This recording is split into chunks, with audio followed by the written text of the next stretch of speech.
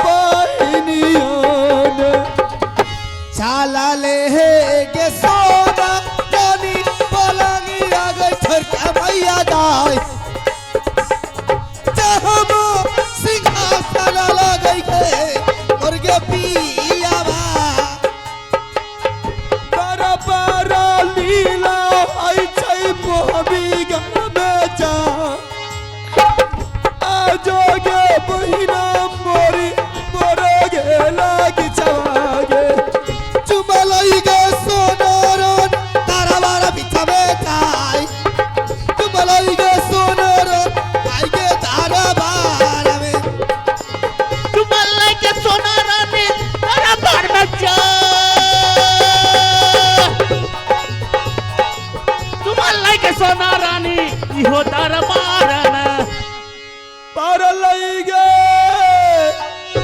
नजरिया हमरा गे बारा की बहनिया पर जा चुकी गे मिनतिया करिए गे हमें पार की के जियोगे दुलारिया तोहर दिला हंसूगा गे बारात लंबी गे उमारिया दे दोगे मैया दूरागा कहिया नयनिया बहिना गे दारप और में जा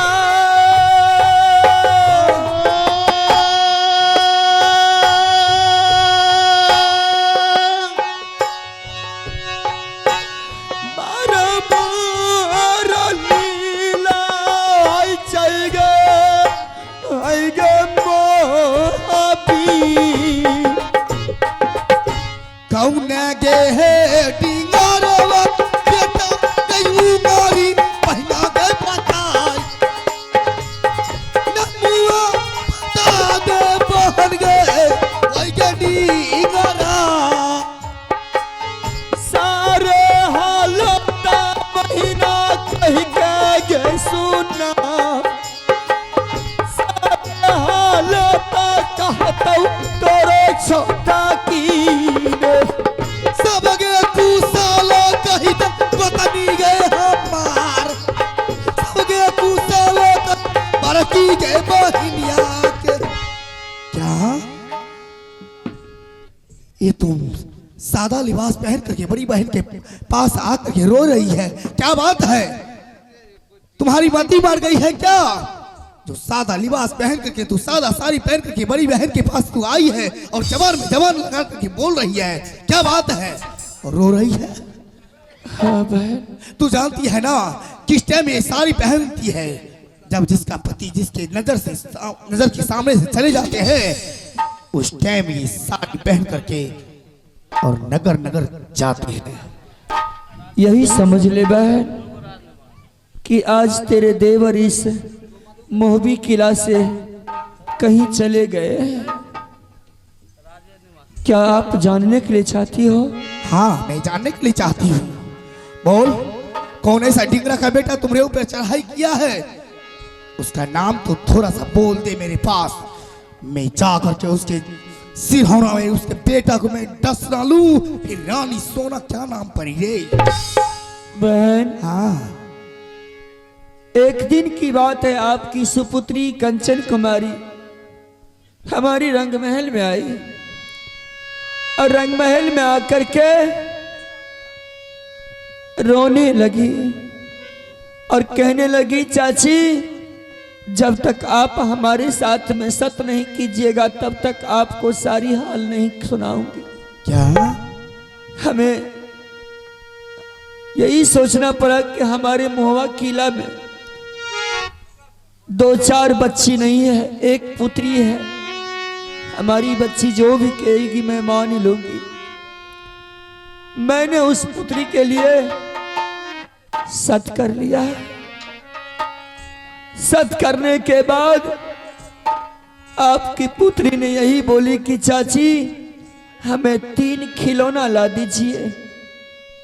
उस खिलौना का नाम है चंदन चरखा, कटुक हिलोरा और मरवन बाजा। मैंने सोचिए मिलता कहाँ पर है बहन? उन्होंने बताई हमें ये पता नहीं है, आप जहां से हो ये सामान लाना ही होगा। मैंने सोची कि आखिर मैं किससे पता चला हूं।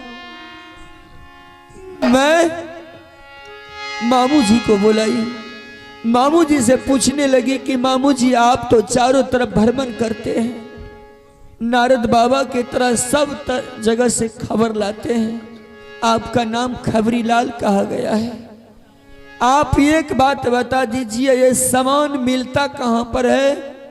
उन्होंने बताया देखो बताऊ ये सामान मिलेगा दलकागढ़ में, राजा भरत सिंह के पास में सामान है, लाने के लिए तुम्हारे ही पति जाएंगे, दूसरा कोई ला नहीं सकता है।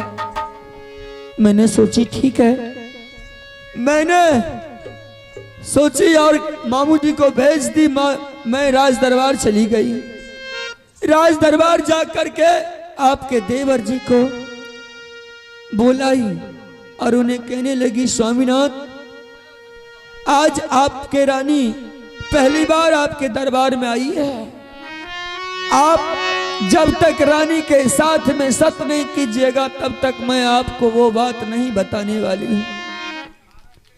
आपके देवर जी ने हिचकिचाना शुरू कर दिए कि सत करने का कारण क्या है। उन्होंने बताया रानी अगर तू सत कराती है तो सोच विचार ले। मैंने सोची कि खिलौना की बात है, मैं क्या सोचूंगी। मैंने सोच करके बोल दी ठीक है स्वामीनाथ, मैंने सोच लिया आप जब तक सत नहीं करेंगे तब तक मैं आपको ये बात नहीं बताने वाली हूं। आपके देवर जी ने हमारे साथ में सत कर लिया है। सत करने के बाद मैं उनको बताई कि आप हमारी पुत्री कंचन कुमारी हमारे रंग महल में रो रही है, जब तक आप हमारे पुत्री के लिए 3 सामान नहीं ला दीजिएगा तब तक आप यहां रुक नहीं सकते हैं। मैंने सोची कि ये सामान अच्छे रास्ते में है, लेकिन उन्होंने बताया बोल रानी मैंने सत कर लिया है, अब बता ये सामान मिलता कहां पर है। कहने लगे मैंने बोली देखिए ये सामान मिलता है दलकागढ़ में, और दलकागढ़ में राजा भरत सिंह के पास में है। उन्होंने इतना ही बात तो सुने, वो मूर्छा करके जमीन पर गिर गए। जैसे गिर गए तो मैं उनको लिलकारना शुरू कर दिया कि राजा का ये काम नहीं है, ये वीर का काम नहीं है कि छोटी सी बात बच्चों का खिलौना के लिए धरती पर गिर जाना। कहने लगे रानी ये छोटा सा खिलौना तो है जरूर, लेकिन जाने में इतना कष्ट रास्ता है कि उस जगह से आने वाला शायद ही लौट करके आता है। मैंने पूछी कि बताइए तो सही। कहने लगे कि देख रानी उस राजा भरत सिंह के पास में दलकागढ़ में जाने के लिए 14 कोस में दलदल है, और भरत सिंह ने उस रास्ते में उल्टा भाला गाड़ के रखा है दलदल में, और भाले के नोक पर हर भाले के नोक पर जहर लगा रखे हैं। जो भी उसमें लात रखता है सीधा वो अंदर ही चला जाता है। बहन मैं भी ये बात सुन करके मूर्छा करके गिर गई। अब मैं स्वामीनाथ को बोलने लगी कि छोड़ दीजिए सब बात। उन्होंने कहा कि अगर रानी तुम्हें मारना ही था तो मेरे भोजन में जहर दे देती, मेरे नंगी तलवार लेकर के मेरे गले पर चला देती, मेरा गर्दन को 2 टुकड़ा कर देती, लेकिन मारना है तो दूसरे के हाथ से क्यों मार रहे हो। मैंने कहने लगी कि स्वामीनाथ छोड़ दीजिए, हमें वो सामान नहीं लेना है, मैं वो सत वापस ले रही हूं। कहने लगे रानी, बात जबान से तीर कमान से निकल जाता है तो फिर वापस नहीं आता है। मैंने कहने लगी छोड़ दीजिए, लेकिन कहने लगे नहीं, जब मैंने ये बात ठाने लिया हूं, तूने हमसे सत करवा ही लिया है, तो जितना शरीर पर तुम्हारे सुंदर सुंदर वस्त्र 16 श्रृंगार 3200 आभरण है उतार दे, और उसके बाद मैं यहां से रवाना हो जाऊंगा। हमारे शरीर पर से उन्होंने सारा वस्त्र 16 श्रृंगार उतरवा लिए और ये सफेद साड़ी हमारे शरीर पर फेंक दिए। जाने वक्त में उन्होंने कहने लगे, मैंने पूछी कि स्वामीनाथ आप जो जा रहे हैं तो हमारे लिए कोई निशानी तो दे दीजिए। कहने लगे रानी, जा तुम अपने आंगन में एक तुलसी का चौड़ा लगा लेना, और हरा भरा तुलसी लगा करके, तुलसी जब हरा रहेगा तो समझ जाना कि हमारे पति सुरक्षित है, अच्छे तरीका से है। अगर तुलसी मुरझा गए तो समझ जाना कि तुम्हारे पति के ऊपर संकट आ गया है। अगर तुलसी सूख गया तो समझ जाना तुम्हारा पति मर गया है। बहन, अब वो तुलसी मुरझा रहे हैं, आपसे विनती है, आग्रह है कि अब आप ही वो रास्ता बता दीजिए।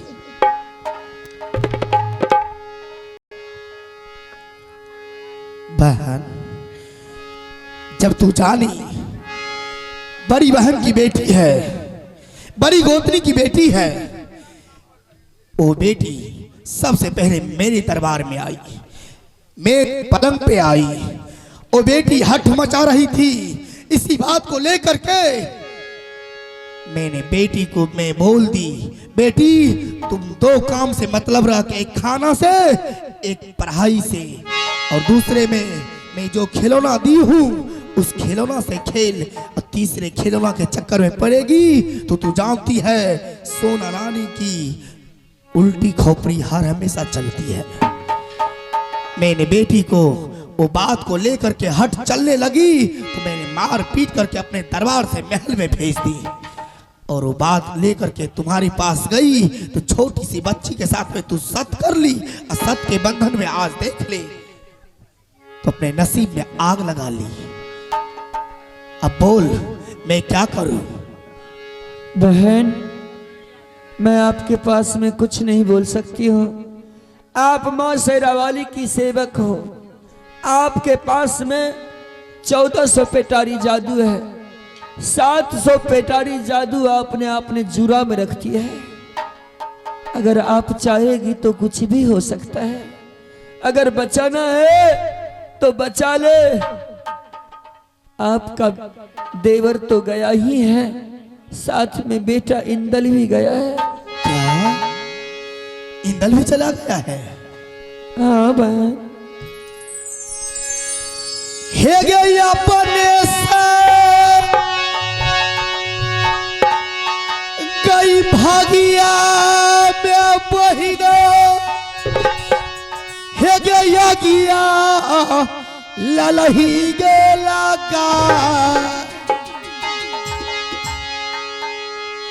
अपने से के भागिया में गोतनी गे, अगिया गे अलग ही कोनो गे उपाय कर लगे बहिन गे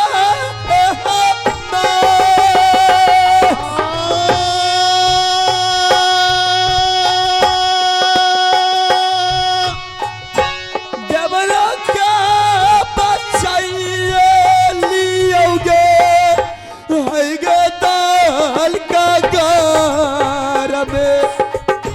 भाभी भाभी है तई देवारा बाबू हमो, भाभी भाभी रोबई है तई गे देवरा गे दुलारुआ।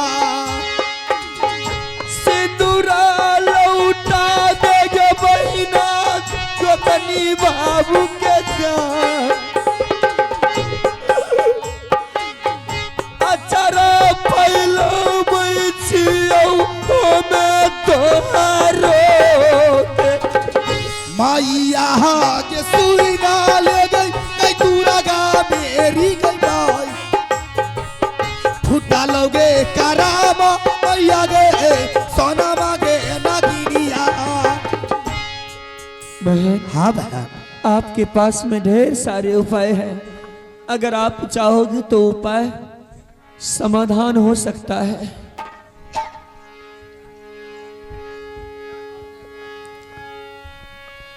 अगर है आपके पास में कोई रास्ता तो निकाल बहन, मेरा बेटा और आपके देवर जी तड़पता होगा। ठीक है बहन, थोड़ी देर तुम आराम से बैठ जा। मैं माँ दुर्गा को पूजा करती हूँ और बुलाती हूँ, मेरे पास आएगी, जरूर आएगी, क्योंकि माँ दुर्गा जानती है मैं जिस दिन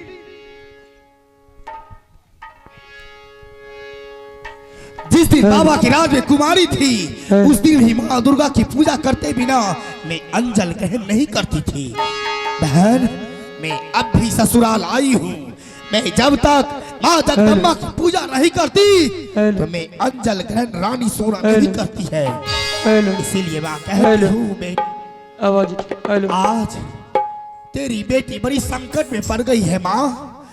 मेरे देवर और मेरे बेटा बड़े कष्ट में पड़ गए हैं जा करके। माँ, आज तेरी बेटी पुकार रही है, रानी सोना पे थोड़ा सा दया कर ले माँ, और मेरे देवर और मेरे बेटा को कष्ट से छुड़ा दे मैया। ठीक है बा। हे गे तोरे गे पुकारियौ गई दुर्गा, हे गे सबरी मैयो गे मोर, देवरा गे पकड़ाइए गेलई गे दलकागा हरन गारिया।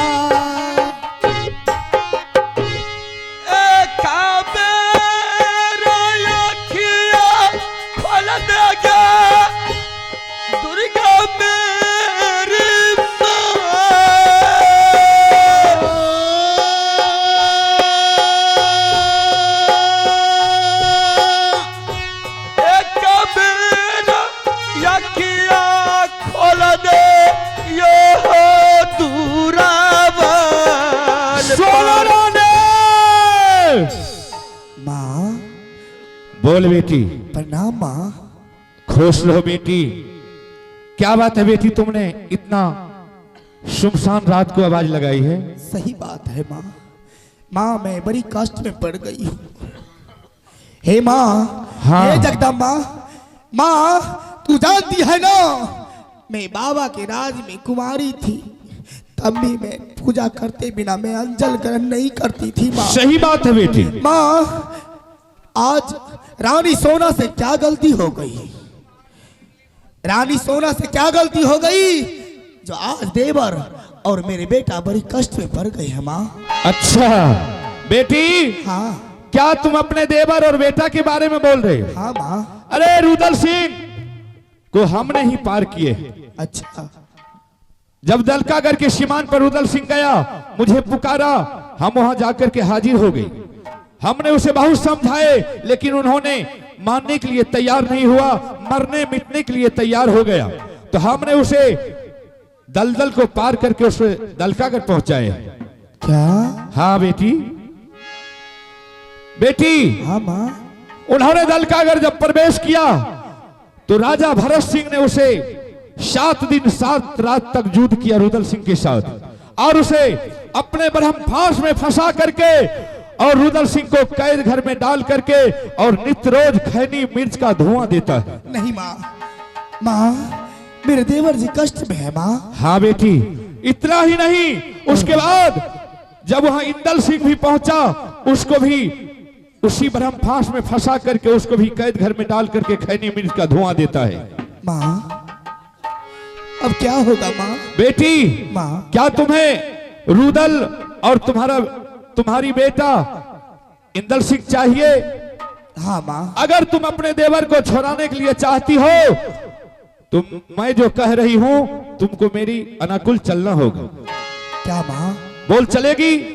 हाँ। अगर चलेगी हाँ। तो तुम्हारे बदन पर जो ये आभूषण है इसको उतार दे और नट्टीन का भेष धारण कर ले। नहीं, मैं नट्टीन नहीं बनूंगी। अगर तुम नट्टीन नहीं बनेगी तो तुम्हारा देवर और तुम्हारा बेटा कभी लौट करके दलकागढ़ से महुआ किला नहीं आ सकता। क्या माँ?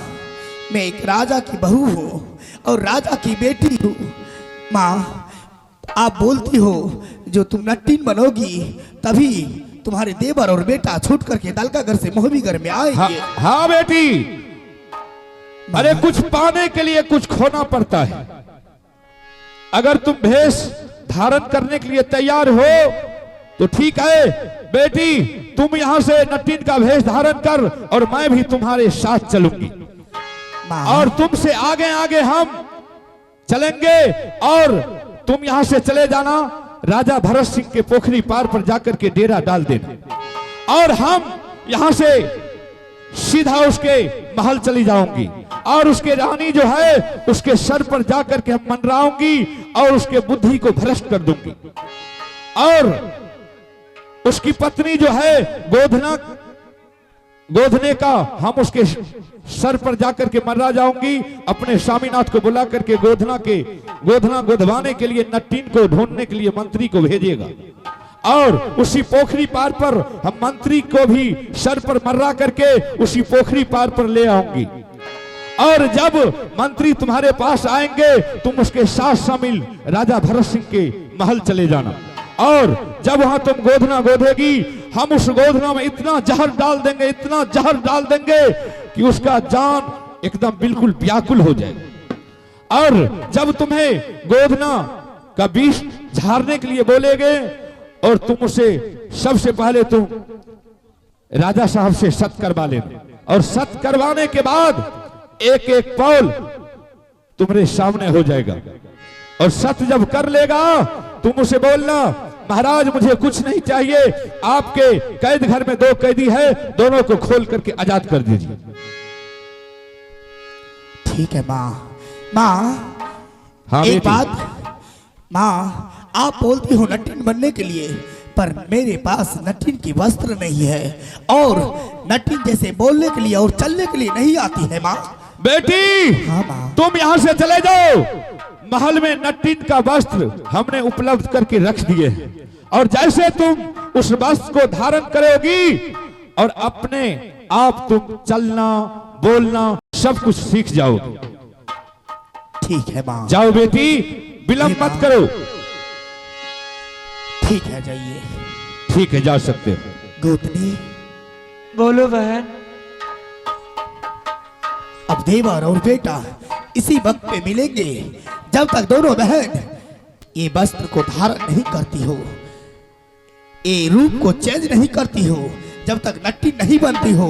माँ दुर्गा ने आकाशवाणी जगाई है, रानी सोना कान के पर्दा खोल कर सुन ले रे, जब तक तुम दोनों बहन नट्टीन का रोल नहीं बन वेशभूषा करती है तो तब तक तुम्हारी बेटा और तुम्हारे देवर कदापि नहीं आ सकती है।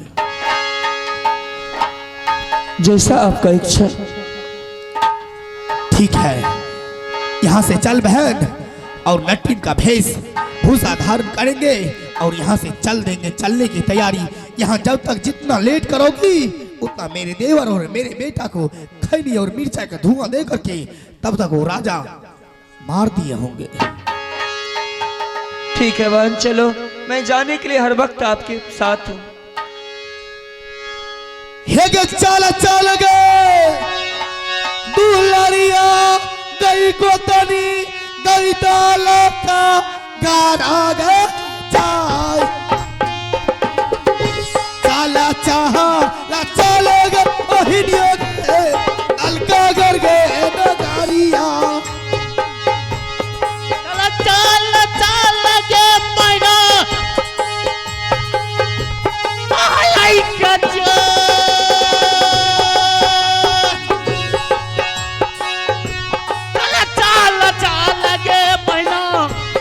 गे महलई के मैया के सुइरल दस भुजा वाली मोर सही सही कमल रानी सोनमा पर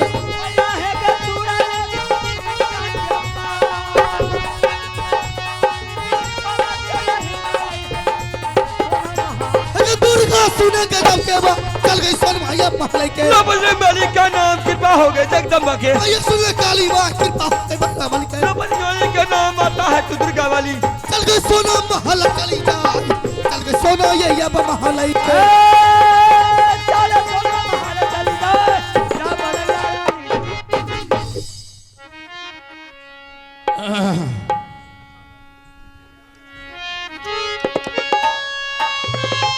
भिखारी सन के लागे छिए नियो एहन त नहीं जे कोनो गड़बड़ भैते तो मार के तोड़ दे। अच्छा ठीक है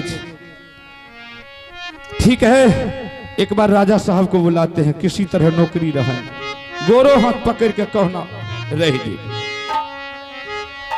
राजा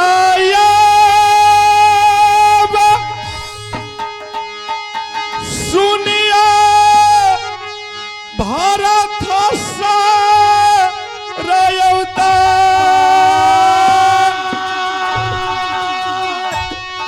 ये कबेर मूला कतर जय अकरियौदा आरम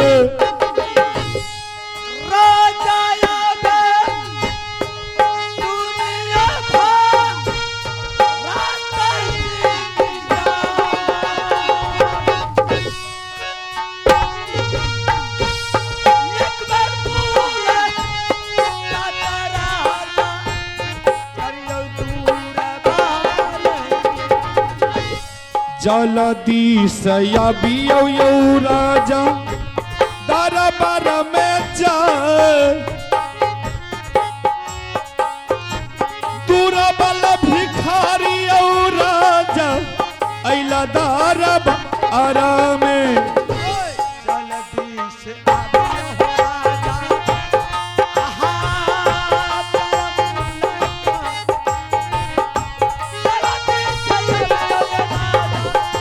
हेलो